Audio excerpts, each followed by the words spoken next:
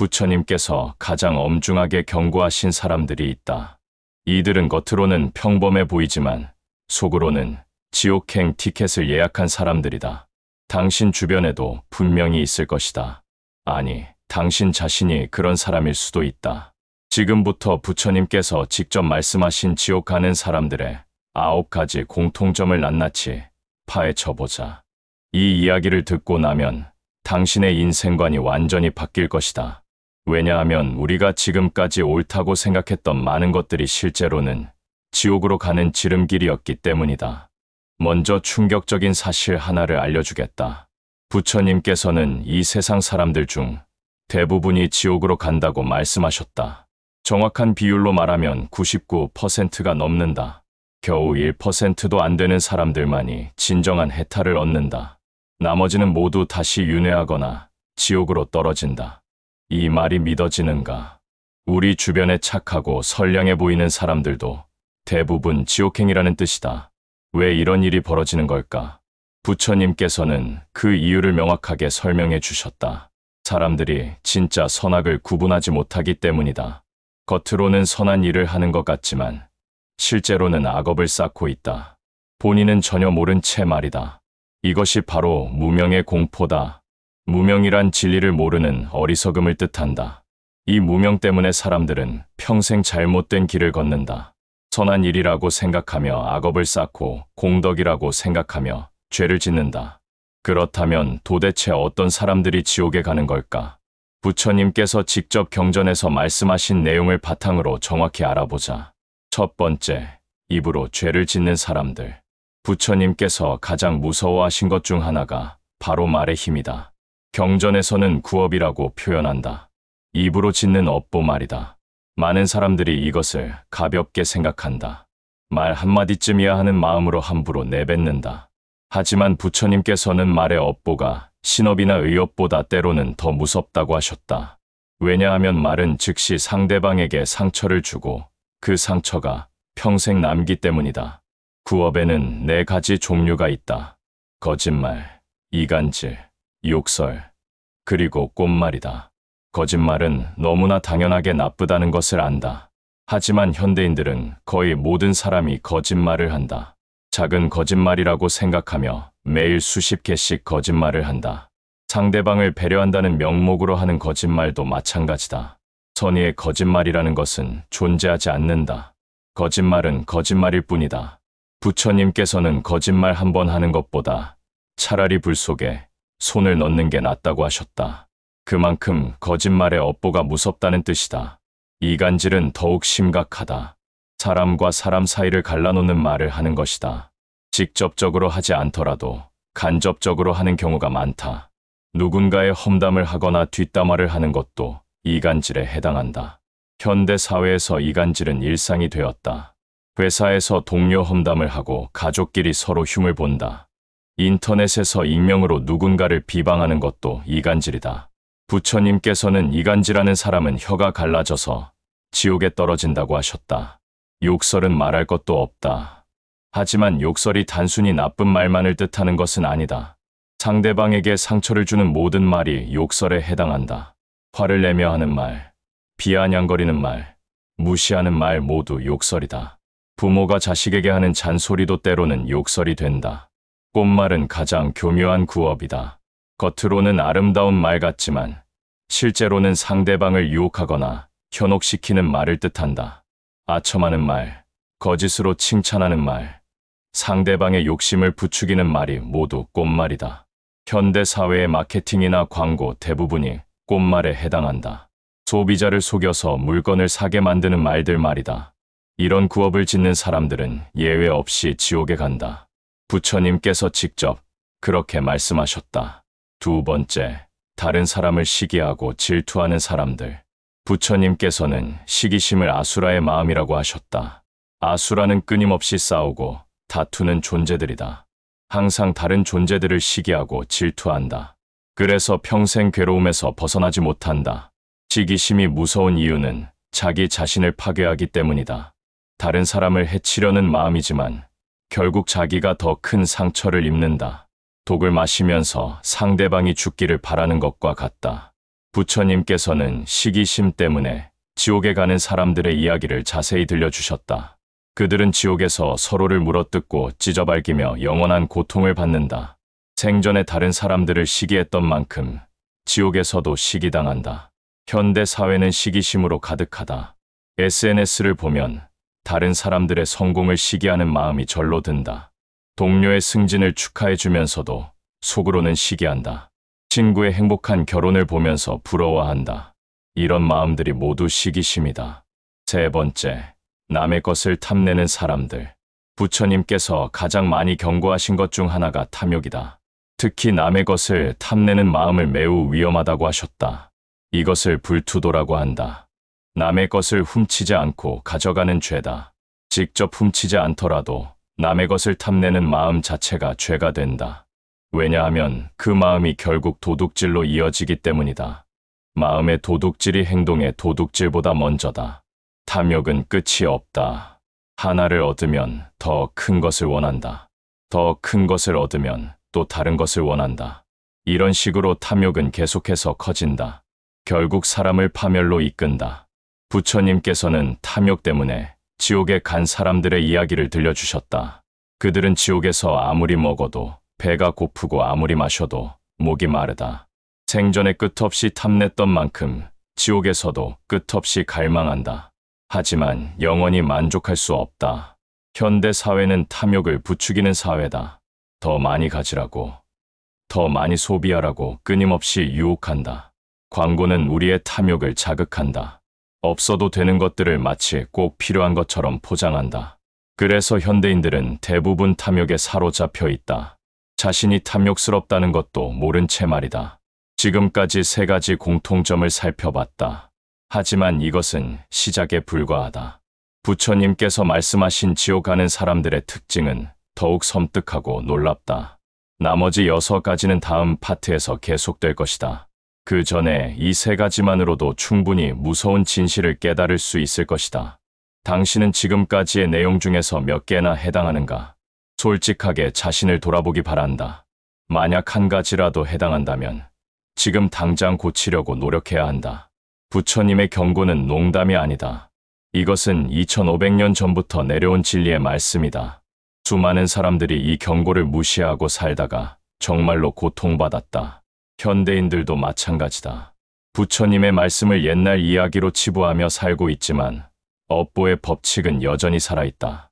입으로 짓는 죄든 마음으로 짓는 죄든 그 결과는 반드시 돌아온다. 지금 당장은 아무 일이 없는 것 같아도 때가 되면 반드시 갚게 된다. 이것이 바로 인과응보의 무서움이다. 하지만 절망할 필요는 없다. 부처님께서는 지옥 가는 길만 말씀하신 것이 아니라 구원받는 길도 함께 알려주셨다. 진정으로 회개하고 올바르게 살려고 노력하는 사람은 누구나 구원받을 수 있다. 과거의 죄는 참회로 씻을 수 있고 미래의 복은 선행으로 쌓을 수 있다. 가장 중요한 것은 자각하는 것이다. 자신이 잘못 살고 있다는 것을 깨닫는 것이다. 그리고 바꾸려고 노력하는 것이다. 한 번에 완벽하게 바뀔 수는 없다. 하지만 조금씩이라도 나아지려고 노력하는 마음이 중요하다. 부처님께서는 이런 마음을 보시고 자비를 베푸신다.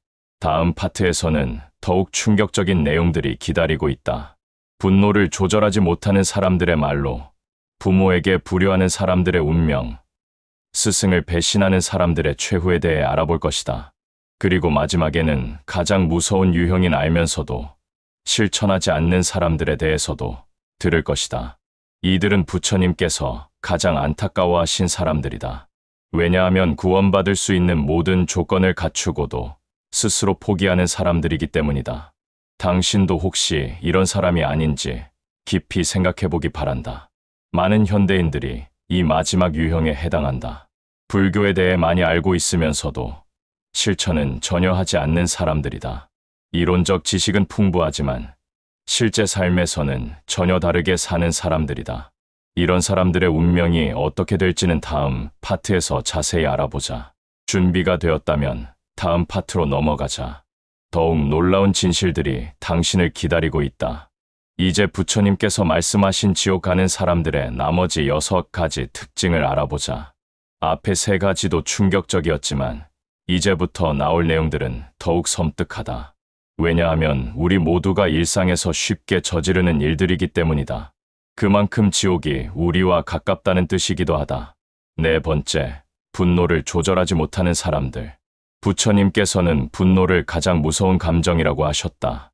분노 한 번으로 1000겁 동안 쌓은 공덕이 모두 사라진다고 하셨다. 그만큼 분노의 파괴력이 크다는 뜻이다. 분노는 일시적인 감정이 아니다. 한 번 화를 내면 그 여파가 오래간다. 자신에게도 상대방에게도 깊은 상처를 남긴다. 그리고 그 상처는 쉽게 아물지 않는다. 부처님께서는 분노하는 사람은 불구덩이에 자신을 던지는 것과 같다고 하셨다. 분노로 인해 이성을 잃고 판단력을 잃는다. 그래서 평소라면 하지 않을 나쁜 일들을 저지르게 된다. 분노 때문에 지옥에 간 사람들의 이야기도 경전에 많이 나온다. 그들은 지옥에서 끓는 쇳물을 마시고 불에 타는 고통을 받는다. 생전에 분노로 남을 괴롭혔던 만큼 지옥에서도 괴로움을 받는다. 현대인들은 분노를 잘 조절하지 못한다. 스트레스가 많은 사회이기 때문이다. 교통체증에 화를 내고 직장에서 스트레스를 받으며 분노한다. 가족에게 화풀이를 하고 인터넷에서 분노를 표출한다. 이런 분노들이 모두 악업이 된다. 특히 현대 사회에서는 분노 표출이 쉬워졌다. 인터넷 댓글로 누군가를 공격하고 SNS로 분노를 퍼뜨린다. 익명성 뒤에 숨어서 마음껏 화를 낸다. 이런 행동들이 모두 지옥행 티켓이다. 부처님께서는 분노하는 사람들의 특징을 자세히 설명해 주셨다. 그들은 작은 일에도 쉽게 화를 낸다.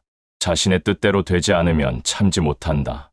상대방의 실수를 용서하지 못한다. 과거의 일을 계속 들추어내며 화를 낸다. 이런 사람들은 평생 분노 속에서 산다. 그리고 그 분노가 결국 자신을 지옥으로 끌고 간다. 분노를 완전히 없애는 것은 어렵다. 하지만 조절하는 방법을 배울 수는 있다. 화가 날 때는 잠시 멈추고 심호흡을 해야 한다.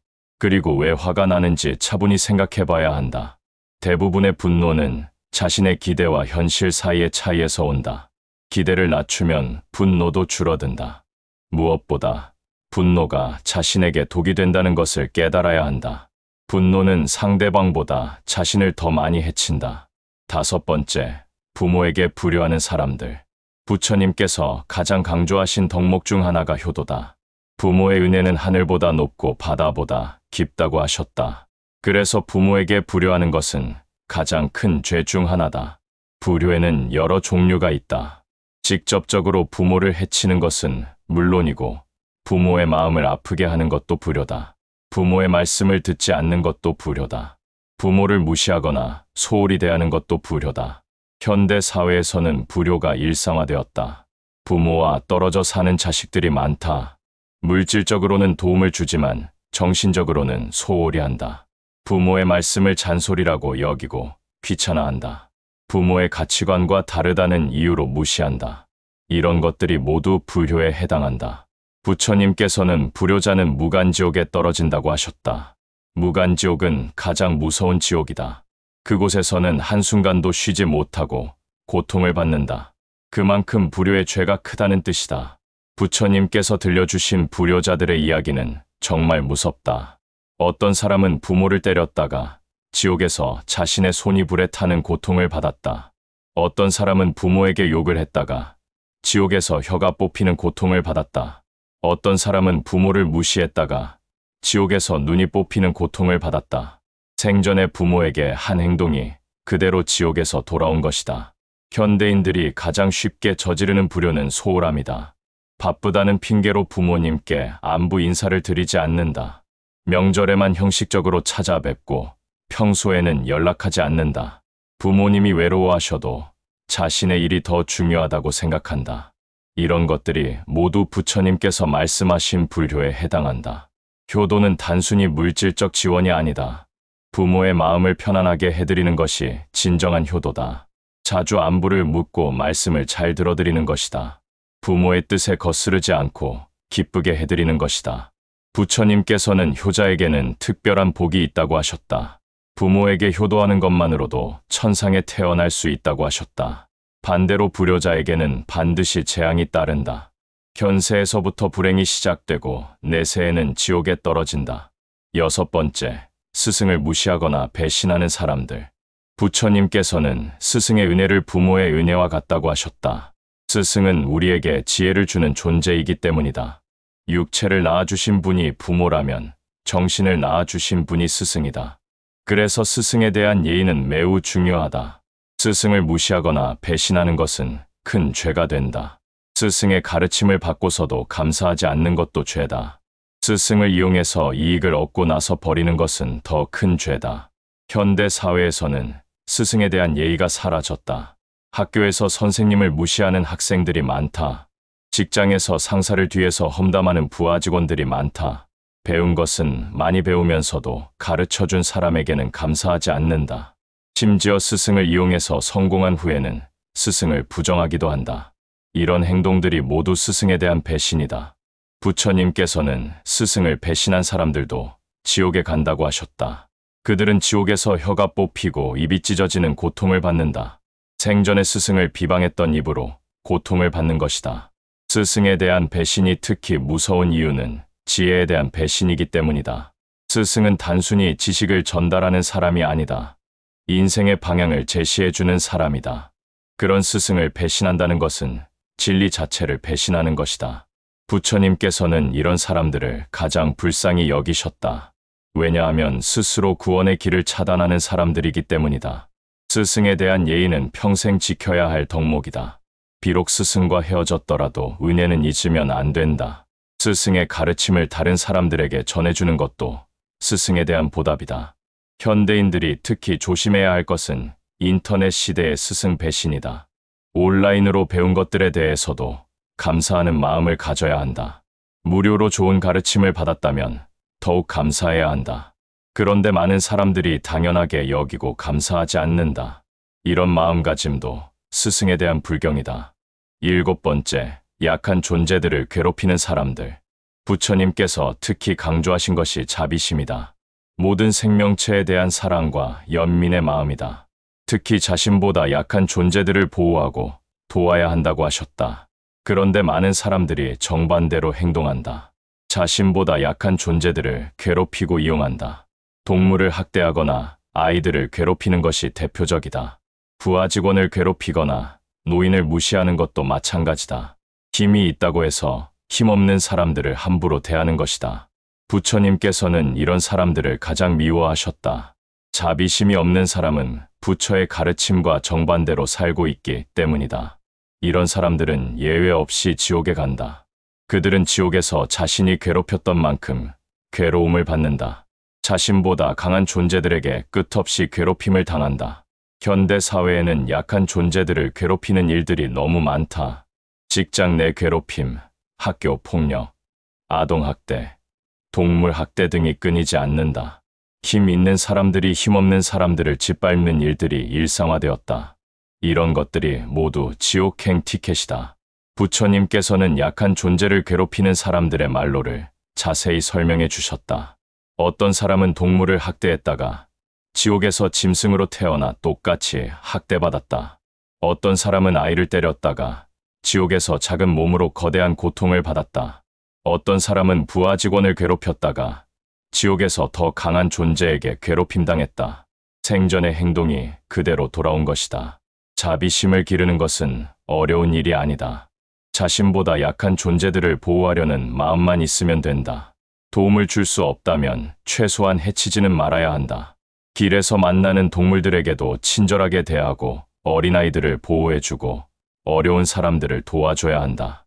이런 작은 실천들이 모여서 큰 공덕이 된다. 반대로 작은 괴롭힘들이 모여서 큰 악업이 되기도 한다. 지금까지 4번째부터 7번째까지의 특징을 살펴봤다. 분노하는 사람, 불효하는 사람, 스승을 배신하는 사람, 약한 존재를 괴롭히는 사람들이다. 이 중에서도 당신은 몇 개나 해당하는가? 솔직하게 자신을 돌아보기 바란다. 이런 행동들이 단순한 도덕적 잘못이 아니라 지옥으로 가는 직행 티켓이라는 것을 명심해야 한다. 부처님의 말씀은 결코 과장이 아니다. 이것은 2500년 동안 검증된 진리다. 하지만 아직 2개의 특징이 더 남아있다. 8번째와 9번째 특징은 앞에 7개보다도 더욱 무서운 내용들이다. 특히 마지막 9번째 특징은 현대인들의 대부분이 해당하는 충격적인 내용이다. 다음 파트에서 이 두 가지 특징에 대해 자세히 알아보고 지옥에서 벗어나는 방법도 함께 살펴볼 것이다. 준비가 되었다면 마지막 파트로 넘어가자. 이제 부처님께서 말씀하신 지옥 가는 사람들의 마지막 두 가지 특징을 알아볼 시간이다. 이 두 가지는 앞에 7가지보다도 더욱 무서운 내용들이다. 왜냐하면 현대인들 대부분이 여기에 해당하기 때문이다. 당신도 예외가 아닐 가능성이 매우 높다. 마음의 준비를 단단히 하고 들어보기 바란다. 8번째, 거짓 가르침을 퍼뜨리는 사람들. 부처님께서 가장 경계하신 것 중 하나가 삿된 가르침이다. 진리가 아닌 것을 진리인 양 가르치는 것이다. 이것을 사견이라고 한다. 사견은 자신만 망치는 것이 아니라 다른 사람들까지 망친다. 그래서 더욱 무서운 죄다. 거짓 가르침에는 여러 종류가 있다. 종교적인 거짓 가르침도 있고 세속적인 거짓 가르침도 있다. 돈을 목적으로 하는 가짜 영성 가르침들이 대표적이다. 잘못된 수행법을 가르치거나 허황된 기적을 약속하는 것들이다. 현대 사회에는 이런 거짓 가르침들이 넘쳐난다. 가짜 구루들이 사람들을 속이고 돈을 갈취한다. 과학적 근거도 없는 건강법들이 마치 만병통치약인 것처럼 포장된다. 투자나 재테크 분야에도 가짜 전문가들이 많다. 사람들의 욕심을 이용해서 허황된 수익을 약속한다. 이런 거짓 가르침을 퍼뜨리는 사람들은 모두 지옥에 간다. 그들은 지옥에서 혀가 뽑히고 목이 잘리는 고통을 받는다. 생전에 거짓말로 사람들을 속였던 만큼 고통을 받는다. 부처님께서는 거짓 가르침의 무서움을 자세히 설명해 주셨다. 한 사람이 거짓 가르침을 퍼뜨리면 수많은 사람들이 피해를 입는다. 그 피해자들의 고통까지 모두 가르침을 퍼뜨린 사람의 업보가 된다. 따라서 거짓 가르침을 퍼뜨리는 죄는 개인적인 죄보다 몇 배나 무겁다. 현대인들이 특히 조심해야 할 것은 인터넷을 통한 거짓 정보 유포다. SNS나 블로그를 통해 확인되지 않은 정보들을 함부로 퍼뜨린다. 의학적 상식도 없으면서 건강 정보를 퍼뜨리기도 한다. 종교적 지식도 얕으면서 영성에 대해 가르치려고 하기도 한다. 이런 행동들이 모두 거짓 가르침 유포에 해당한다. 진정한 가르침과 거짓 가르침을 구별하는 것은 쉽지 않다. 하지만 몇 가지 기준이 있다. 돈을 요구하는 가르침은 의심해봐야 한다. 과도한 맹신을 요구하는 가르침도 위험하다. 이성적 판단을 금지하는 가르침은 거짓일 가능성이 높다. 기적이나 신통력을 강조하는 가르침도 조심해야 한다. 진정한 부처님의 가르침은 항상 이성적이고 합리적이다. 누구나 이해할 수 있고 실천할 수 있는 것들이다. 복잡하고 신비로운 것들을 강조하지 않는다. 오히려 평범하고 일상적인 것들에서 진리를 찾으라고 하신다. 거짓 가르침을 퍼뜨리지 않으려면 먼저 겸손해야 한다. 자신이 아는 것의 한계를 인정해야 한다. 확실하지 않은 것은 가르치지 말아야 한다. 특히 다른 사람의 인생에 영향을 줄 수 있는 것들은 더욱 신중해야 한다. 9번째, 진리를 알면서도 실천하지 않는 사람들. 이것이 가장 무서운 유형이다. 부처님의 가르침을 알고 있으면서도 실천하지 않는 사람들이다. 지식은 있지만 실천이 없는 사람들이다. 이런 사람들을 부처님께서는 가장 안타까워하셨다. 왜냐하면 그들은 구원받을 수 있는 조건을 모두 갖추고 있기 때문이다. 하지만 게으름과 나태함 때문에 실천하지 않는다. 이런 사람들의 죄는 더욱 무겁다. 모르고 저지르는 죄보다 알고도 저지르는 죄가 더 크기 때문이다. 현대 사회에는 이런 사람들이 매우 많다. 불교에 대해 해박한 지식을 가지고 있으면서도 실제로는 전혀 실천하지 않는다. 경전을 달달 외우면서도 일상생활에서는 화내고 거짓말하고 탐욕을 부린다. 이론으로는 자비심의 중요성을 알고 있으면서도 실제로는 이기적으로 산다. 자신의 이익만 추구하고 다른 사람들은 무시한다. 이런 모순된 삶을 사는 사람들이 부처님께서 말씀하신 마지막 유형이다. 그들은 지옥에서 가장 큰 고통을 받는다. 알면서도 실천하지 않았다는 죄책감 때문에 더욱 고통스럽다. 부처님께서는 이런 사람들의 특징을 자세히 설명해 주셨다. 그들은 입으로는 좋은 말을 하지만 행동은 전혀 다르다. 남에게는 도덕적으로 살라고 하면서 자신은 비도덕적으로 산다. 수행의 중요성을 강조하면서 자신은 수행하지 않는다. 자비심을 설교하면서 자신은 냉혹하게 산다. 이런 이중적인 모습이 바로 알면서도 실천하지 않는 사람들의 특징이다. 이런 사람들이 특히 무서운 이유는 다른 사람들까지 혼란스럽게 만들기 때문이다. 말로는 좋은 가르침을 전하지만 행동으로는 나쁜 본보기를 보인다. 그래서 사람들이 부처님의 가르침 자체를 의심하게 만든다. 진짜 수행자들의 노력까지도 헛되게 만드는 것이다. 현대인들 중에서 이런 사람들을 쉽게 찾을 수 있다. 불교 서적을 많이 읽고 법회에도 자주 참석하지만 실제 삶은 전혀 다른 사람들이다. 절에서는 자비롭게 행동하지만 집에서는 가족들에게 화를 내는 사람들이다. 수행 모임에서는 겸손하게 행동하지만 직장에서는 오만하게 구는 사람들이다. 이런 이중적인 삶을 사는 것이 바로 알면서도 실천하지 않는 것이다. 부처님께서는 이런 사람들에 대해 특별히 엄한 말씀을 하셨다. 차라리 아무것도 모르는 사람이 낫다고 하셨다. 모르면 배울 수 있지만 알면서도 실천하지 않는 것은 고칠 수 없기 때문이다. 그런 사람들은 자신의 지식에 도취되어 있어서 변화하려고 하지 않는다. 오히려 자신이 이미 깨달은 사람인 양 행동한다. 이런 교만함이 그들을 더욱 깊은 지옥으로 떨어뜨린다. 그렇다면 어떻게 해야 이런 함정에 빠지지 않을 수 있을까? 가장 중요한 것은 겸손함이다. 아무리 많이 알아도 자신은 아직 초보자라고 생각해야 한다. 지식과 실천 사이의 간격을 항상 의식해야 한다. 매일 자신의 행동을 돌아보고 반성해야 한다. 오늘 하루 부처님의 가르침대로 살았는지 점검해 봐야 한다. 화를 내지는 않았는지, 거짓말을 하지는 않았는지, 탐욕을 부리지는 않았는지 살펴봐야 한다. 작은 실수라도 진심으로 참회해야 한다. 그리고 내일은 더 나은 사람이 되겠다고 다짐해야 한다. 이런 마음가짐으로 살아간다면 알면서도 실천하지 않는 함정에서 벗어날 수 있다. 또한 완벽을 추구하지 말아야 한다. 한 번에 모든 것을 완벽하게 실천할 수는 없다. 조금씩이라도 나아지려고 노력하는 것이 중요하다. 실패해도 포기하지 말고 계속 노력해야 한다. 부처님께서도 단번에 깨달음을 얻으신 것이 아니라 오랜 수행을 통해서였다. 우리 같은 범부들이야 더 말할 것도 없다. 이제 9가지 특징을 모두 살펴봤다.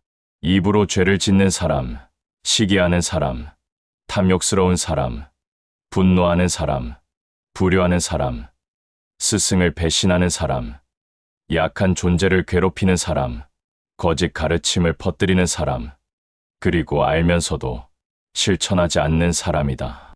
이 중에서 당신은 몇 개나 해당하는가? 솔직하게 자신을 돌아봐야 한다. 한 가지라도 해당한다면 지금 당장 고쳐야 한다. 그렇지 않으면 정말로 지옥에 갈 수도 있다. 하지만 절망할 필요는 없다. 부처님께서는 지옥 가는 길만 말씀하신 것이 아니라 구원받는 길도 함께 알려주셨다. 다음 파트에서는 이런 죄업에서 벗어나는 방법에 대해 자세히 알아볼 것이다. 진정한 참회의 방법, 업보를 소멸시키는 방법, 그리고 지옥에서 벗어나 해탈에 이르는 길에 대해 배울 것이다. 아직 희망은 있다. 부처님의 자비는 무한하시기 때문이다. 진심으로 뉘우치고 올바르게 살려고 노력하는 사람은 누구나 구원받을 수 있다. 준비가 되었다면 다음 파트로 넘어가자. 그 전에 한 가지 더 중요한 사실을 알려주겠다. 부처님께서는 이 9가지 특징이 서로 연결되어 있다고 하셨다. 하나를 저지르면 다른 것들도 함께 저지르게 된다는 뜻이다. 예를 들어 거짓말을 하는 사람은 대개 이간질도 한다. 탐욕스러운 사람은 대개 시기심도 많다. 분노하는 사람은 대개 약한 존재들을 괴롭히기도 한다. 이렇게 죄악들은 서로 얽혀서 더 큰 죄악을 만들어낸다. 그래서 한 가지라도 시작되면 돌이키기 어려워진다. 마치 작은 구멍으로 물이 새기 시작하면 점점 커져서 둑 전체가 무너지는 것처럼 우리의 마음도 작은 악행에서 시작해서 점점 큰 악행으로 발전한다. 그래서 부처님께서는 작은 악행이라도 가볍게 여기지 말라고 하셨다. 작은 불씨가 큰 산불을 만드는 것처럼 작은 악행이 큰 재앙을 만들 수 있다. 반대로 작은 선행이라도 소중히 여기라고 하셨다. 작은 물방울이 모여서 큰 바다를 만드는 것처럼 작은 선행이 모여서 큰 공덕을 만든다. 따라서 지금부터라도 작은 것부터 바꿔나가야 한다. 하루에 거짓말 한 번 덜 하기, 화 한 번 덜 내기, 남을 시기하는 마음 한 번 덜 갖기. 이런 작은 변화들이 모여서 큰 변화를 만든다. 무엇보다 중요한 것은 자각하는 것이다. 자신이 잘못 살고 있다는 것을 깨닫는 것이다. 그리고 바꾸려고 노력하는 것이다. 이런 마음만 있어도 부처님께서는 자비를 베푸신다. 완벽하지 않아도 된다. 노력하는 마음 자체를 부처님께서는 가장 소중히 여기신다. 지옥에서 벗어나는 길. 이제까지 부처님께서 말씀하신 지옥 가는 사람들의 9가지 특징을 모두 살펴봤다. 당신은 그 중 몇 개나 해당했는가? 아마 대부분의 사람들이 여러 개에 해당할 것이다. 하지만 절망하지 말라. 부처님께서는 지옥 가는 길만 알려주신 것이 아니다. 그 지옥에서 벗어나는 길도 자세히 가르쳐 주셨다. 지금부터 그 구원의 길에 대해 알아보자. 첫 번째 구원의 길, 진실한 참회. 부처님께서 가장 강조하신 것이 참회의 힘이다. 진심으로 자신의 잘못을 뉘우치는 마음이야말로 가장 강력한 업보 소멸의 방법이다. 하지만 참회에도 올바른 방법이 있다. 단순히 미안하다고 말하는 것만으로는 충분하지 않다.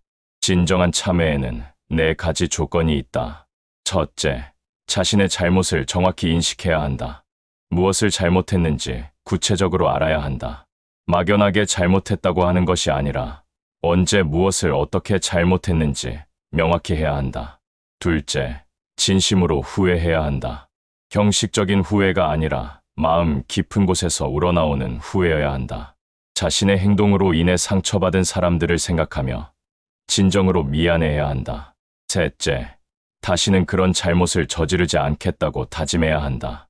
입으로만 다짐하는 것이 아니라 마음으로 진심으로 다짐해야 한다. 그리고 그 다짐을 지키기 위해 구체적인 계획을 세워야 한다.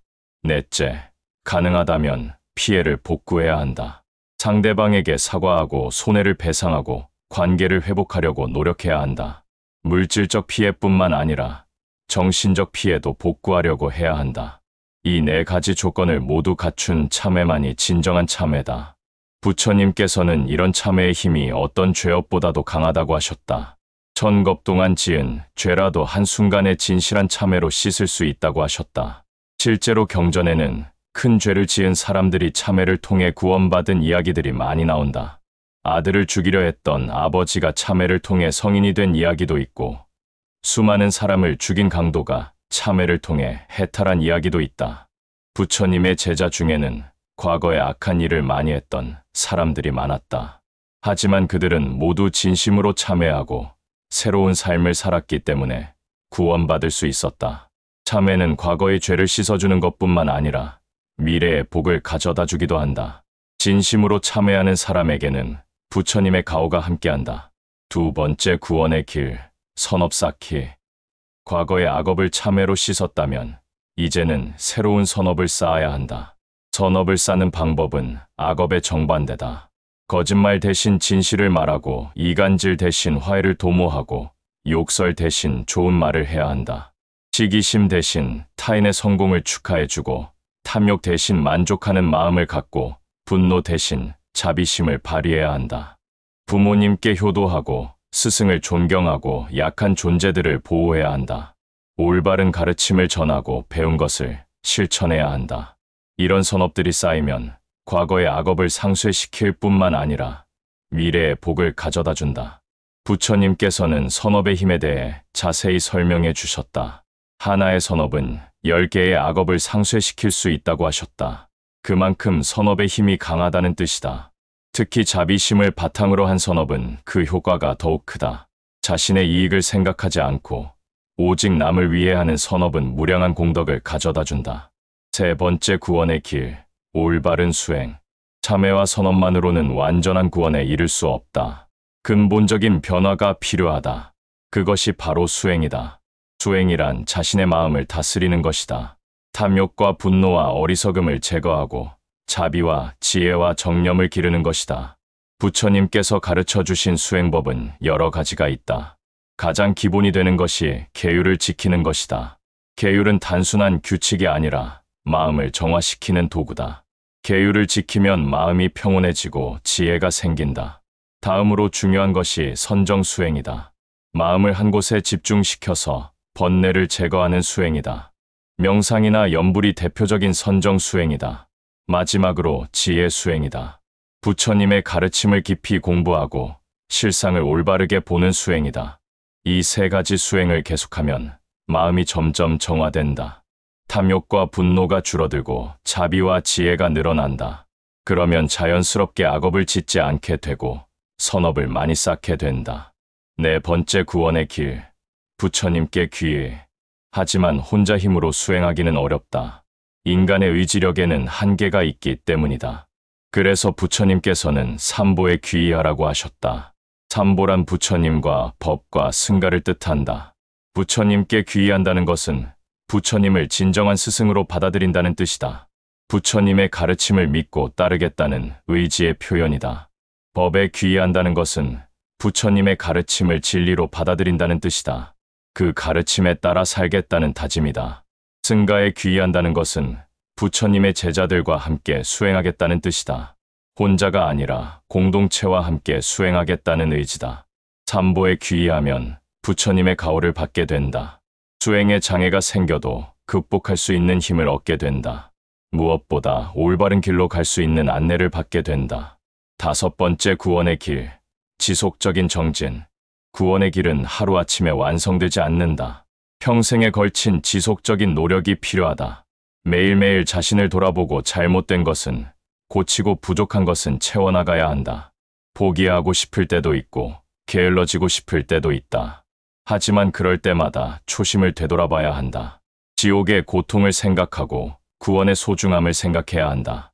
부처님께서는 정진하는 사람을 가장 사랑하신다고 하셨다. 비록 완벽하지 않더라도 꾸준히 노력하는 사람을 보시고 도와주신다. 반대로 아무리 뛰어난 능력이 있어도 게으른 사람은 도와주실 수 없다. 정진에는 몇 가지 요령이 있다. 첫째, 무리하지 않아야 한다. 자신의 능력을 넘어서는 과도한 목표를 세우면 금세 지치게 된다. 조금씩이라도 꾸준히 하는 것이 중요하다. 둘째, 작은 성과에도 기뻐해야 한다. 완벽을 추구하다 보면 작은 발전을 무시하게 된다. 하지만 작은 발전도 소중한 것이다.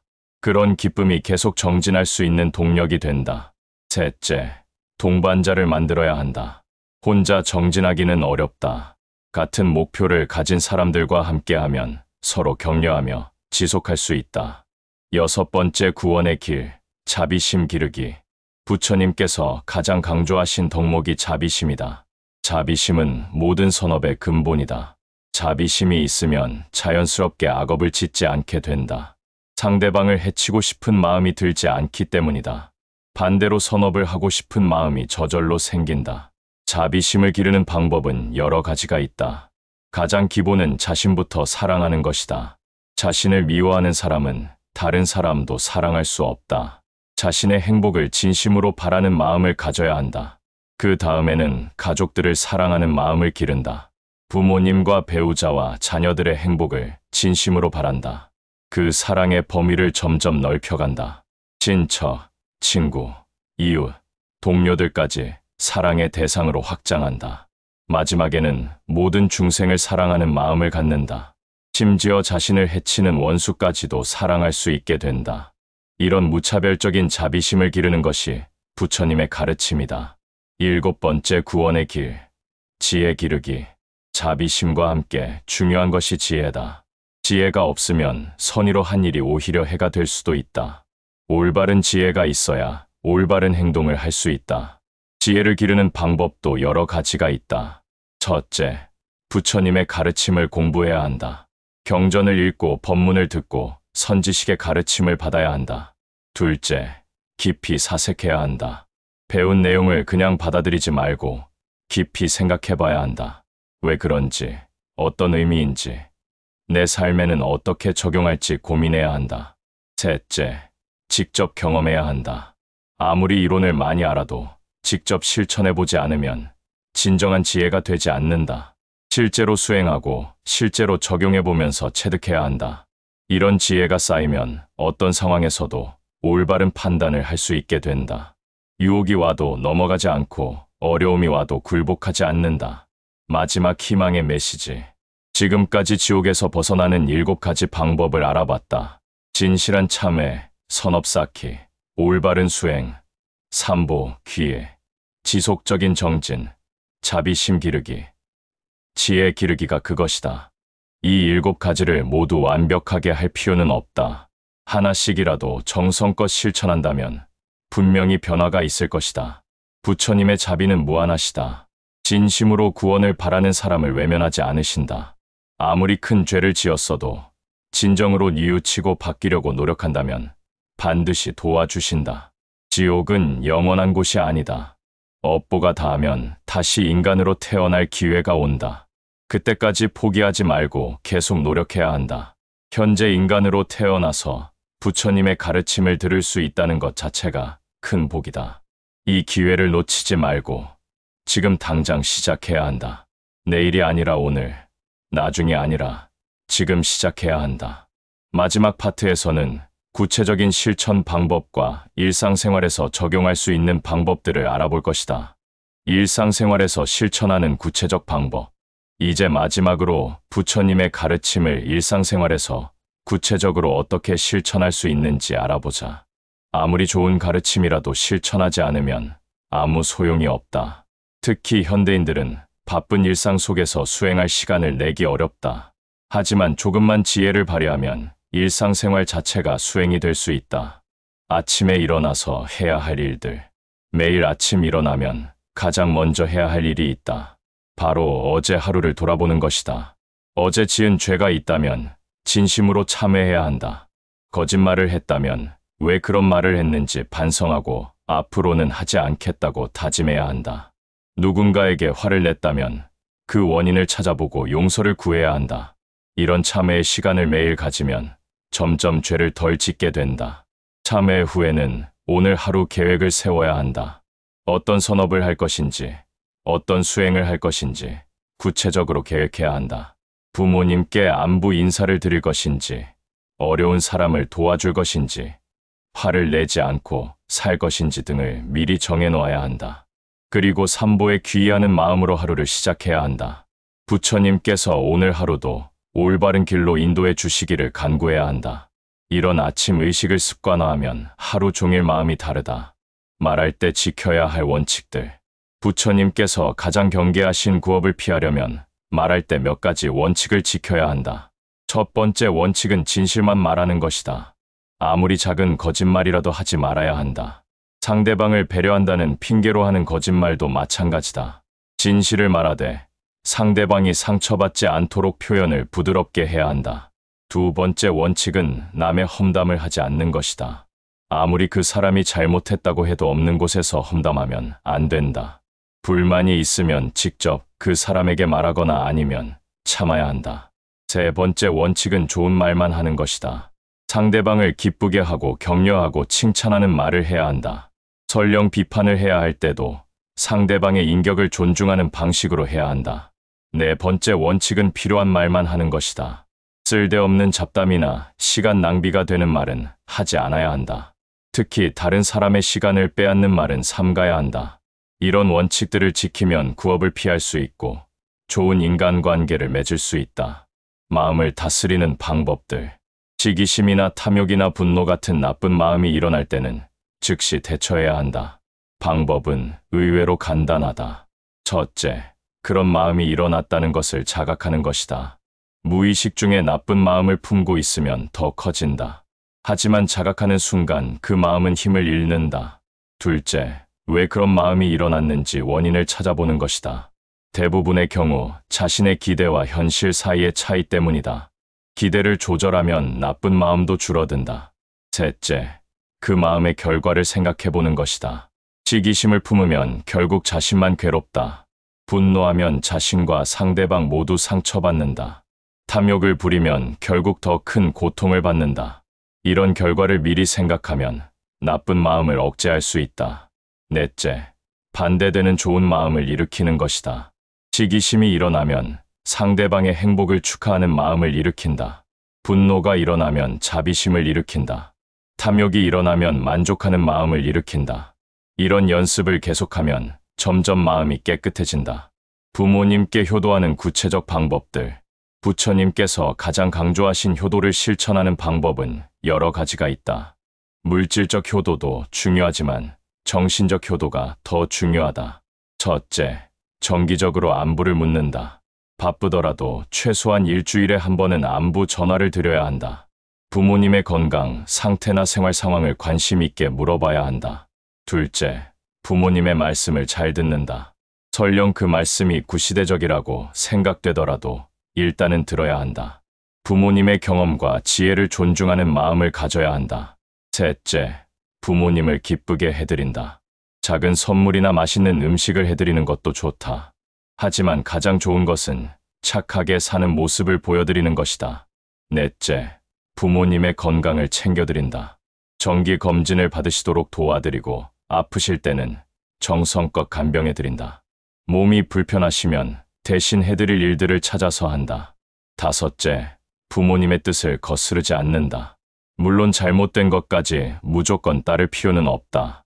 하지만 가능한 한 부모님이 원하시는 방향으로 살려고 노력해야 한다. 이런 효도를 실천하면 부모님도 행복하시고 자신도 큰 복을 받는다. 스승에 대한 예의를 지키는 방법. 스승에 대한 예의는 단순히 학교 선생님에게만 국한되지 않는다. 인생에서 가르침을 주는 모든 사람이 스승이다.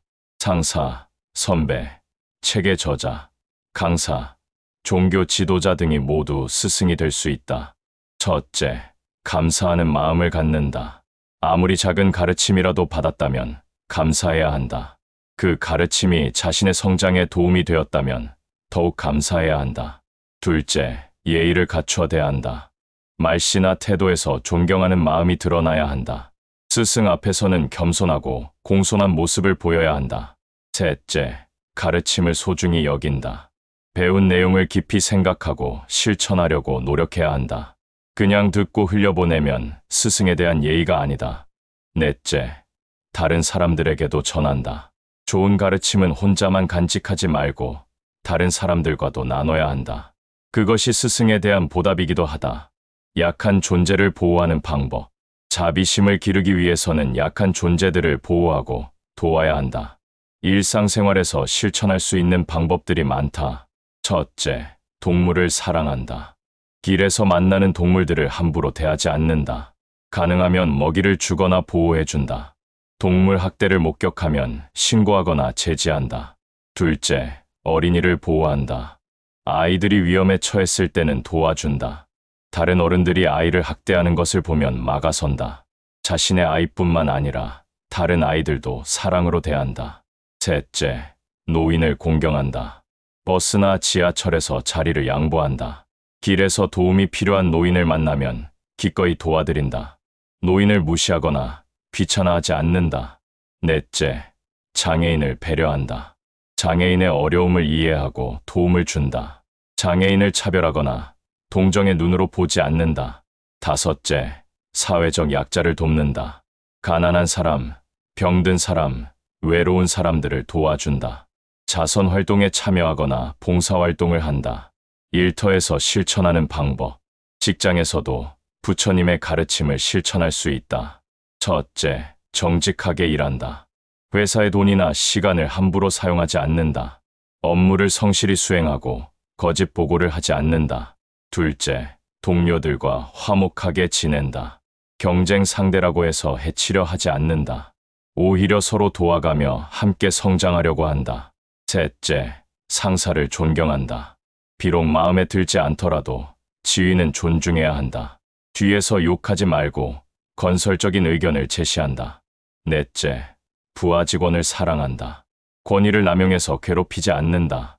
그들의 성장을 도와주고 실수를 너그럽게 용서해준다. 저녁에 하루를 마무리하는 방법. 하루를 마무리할 때도 중요한 의식이 있다. 첫째, 하루를 돌아본다. 오늘 어떤 선업을 쌓았는지, 어떤 악업을 지었는지 점검한다. 잘한 일은 기뻐하고 잘못한 일은 참회한다. 둘째, 내일을 계획한다. 내일은 오늘보다 더 나은 하루가 되도록 계획을 세운다. 어떤 수행을 할지, 어떤 선업을 할지 미리 정한다. 셋째, 감사한다. 오늘 하루 무사히 지낼 수 있게 해주신 부처님께 감사한다. 도움을 받은 모든 사람들에게도 감사한다. 넷째, 자비심을 기른다. 모든 중생이 행복하기를 바라는 마음으로 잠자리에 든다. 원수까지도 용서하고 사랑하는 마음을 갖는다. 마지막 당부의 말씀. 지금까지 긴 이야기를 들어줘서 고맙다. 부처님께서 말씀하신 지옥 가는 사람들의 9가지 특징과 그 해결 방법에 대해 알아봤다. 이 내용이 당신의 인생에 작은 도움이라도 되기를 바란다. 하지만 기억하라. 아무리 좋은 가르침도 실천하지 않으면 아무 의미가 없다. 지금 당장 오늘부터 시작해야 한다. 완벽할 필요는 없다. 조금씩이라도 바뀌려고 노력하는 마음이 중요하다. 거짓말을 줄이고 진실을 말하려고 노력하라. 시기심을 버리고 남의 성공을 축하하라. 탐욕을 줄이고 만족하는 마음을 기르라. 분노를 조절하고 자비심을 키우라. 부모님께 효도하고 스승을 존경하라. 약한 존재들을 보호하고 도우라. 올바른 가르침을 전하고 배운 것을 실천하라. 이런 노력들이 모여서 당신을 지옥에서 구해줄 것이다.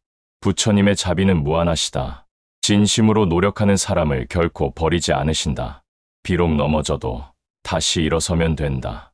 실패해도 포기하지 않으면 된다. 천천히 가도 좋으니 올바른 길로 가기만 하면 된다.